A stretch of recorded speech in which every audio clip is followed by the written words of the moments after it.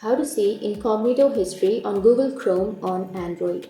So if you want to see the incognito history on your Google Chrome on Android, then first open up your Chrome browser.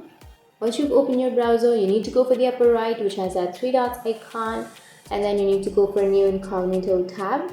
Once you're here on the incognito tab, you need to simply go for the upper right, which has that tab option, and then simply tap on the tab, and here you will have all of the tags that you have used, and here you will have all of the history. Great. Or you can simply go back and then you can search for Chrome colon and then /Chrome -URLs.